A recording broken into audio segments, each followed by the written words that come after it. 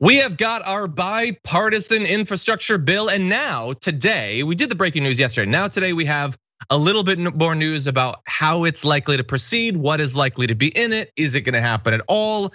Let's find out. Well, I will remind you that while the initial details of this bipartisan package, I would put in the category of ugh, supposedly that's not gonna be it. That's not gonna be everything. There's gonna be this reconciliation bill that's gonna have stuff having to do with the climate and elder care. Everybody's gonna get puppies. Just put all of your hopes and aspirations into that and assume that everything's gonna go okay. And supposedly, if we don't get that, we don't get anything. According to people like Nancy Pelosi, who said hours before the deal was announced, there ain't gonna be an infrastructure bill unless we have the reconciliation bill passed by the United States Senate. And President Joe Biden said, if this is the only thing that comes to me, speaking of the bipartisan bill, I'm not signing it. It's in tandem. And he is a man who's definitely ridden a tandem bicycle, so I'm pretty sure he knows what that means. Probably on the beach, red and white stripes. You get the idea.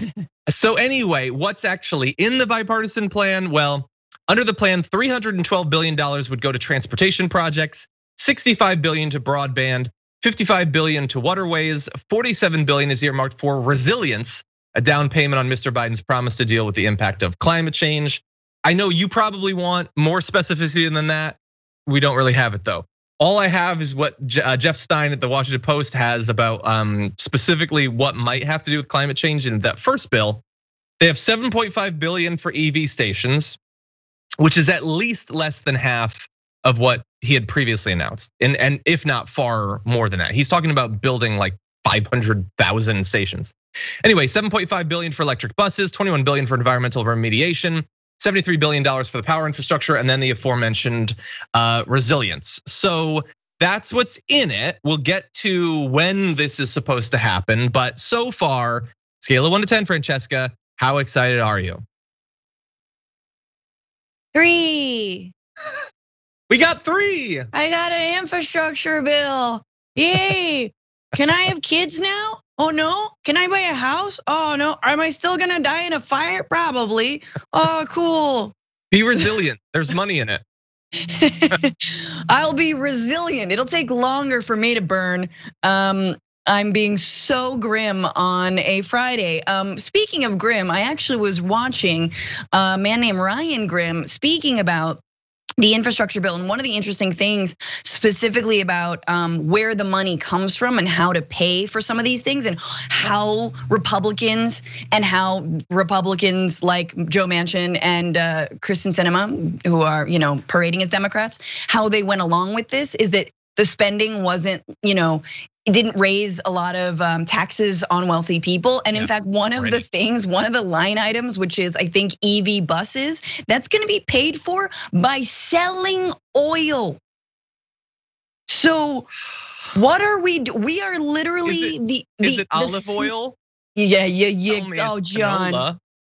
There you go with your beautiful little heart and your spirit and your wishful thinking. No, this is like we're just eating our own tails. We are that like snake eating our tail when it comes to climate change. Yeah, we'll just sell all the oil and then we can pay for climate resilience. Kill me.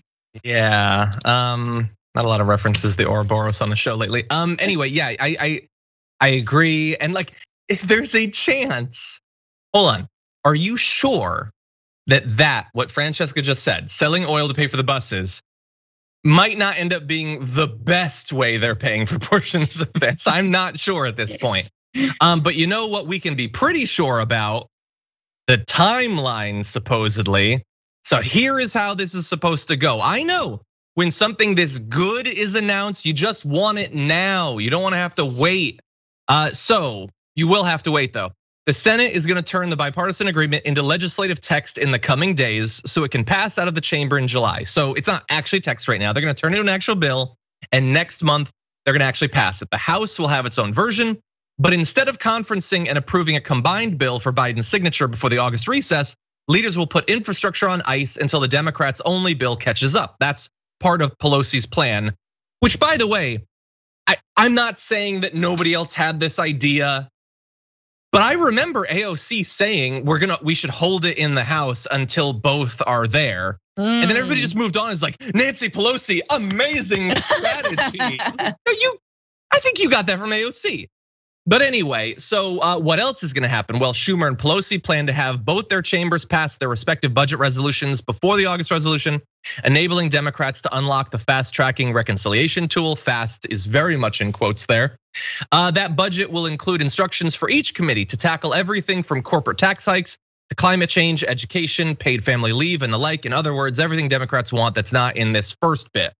The panels will work over the August recess to draft the massive reconciliation bill, which Senator Bernie Sanders hopes will top $6 trillion. Then, when lawmakers return in September, after the August recess, they'll have a few weeks to clear both bills at the same time. The new deadline for getting both to Biden's desk, per Democratic leaders, is September 30th, when a bunch of surface transportation programs expire and would need resumed funding. So, supposedly, we've got July, August, and September. By the end of 3 months from now, they'll be done. Of course, bearing in mind that they take a recess in the middle of that. I don't know, maybe get it done and then go to the recess. Well, we've got to go to the Cape. It's wonderful. It's oyster season in the Cape right now. So it ain't gonna be done without reconciliation, but mama's gotta have her oysters and cocktail sauce, and with all of my 28 grandchildren. And yes, I am trying to do a Nancy Pelosi. I didn't know who that was. I thought it was Cruella, but I did like it. It was a Feinstein Pelosi. Like there was a little bit of who's the other very oldest time? They're all old as time. The point is, it was the generalized senator that needs to, again, go, take naps at 3 in the afternoon because they're all, octogenarians.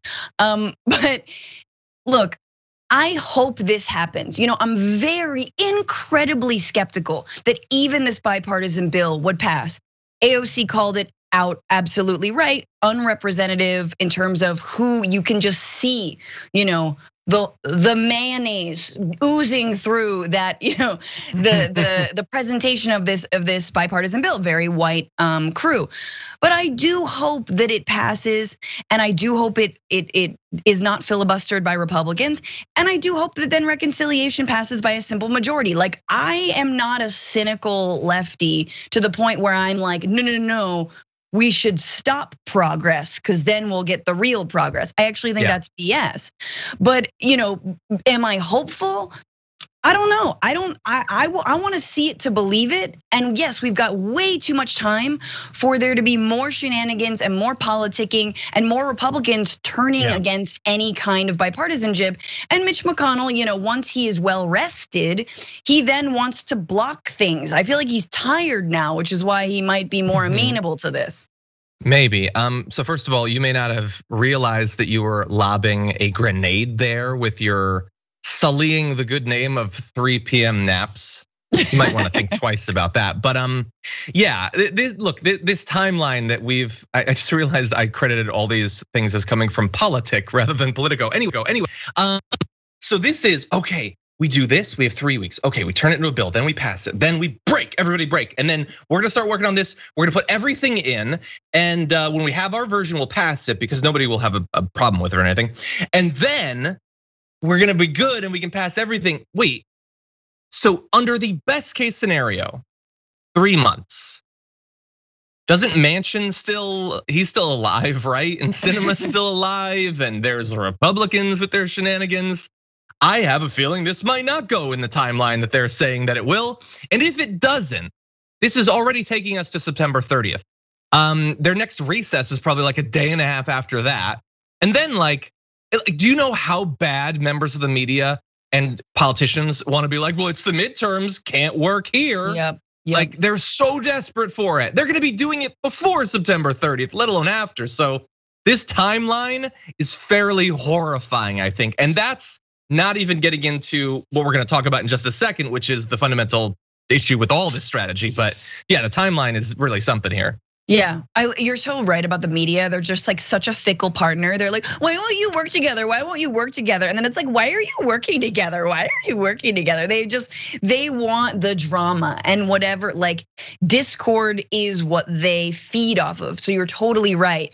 I hope right? Because in order to do the budget reconciliation, you gotta get Manchin and Sinema on board. And I know Manchin has in theory said, I mean, look, he said a lot of things, but he said that he's in favor of climate preparedness, of really, moving on these big pieces that are gonna, ensure that his state, especially also, we're talking just transition, we're talking about money for green energy, which will help West Virginia. But are they getting their name written in like writing in blood and all the other, like what are they holding onto their keys? Are they holding onto their ID until September? Like what are they leveraging on Manchin and Sinema to ensure that come September, they're gonna vote for this reconciliation bill because that's how it's gonna pass. Yeah, and by the way, we're throwing up those quotes of like, Pelosi's like, not without the reconciliation bill, and Biden's like, I'm not just signing this. Okay, let's see. Remember those graphics, because they might have to come up again when things start to, when the goalposts start racing down I-10.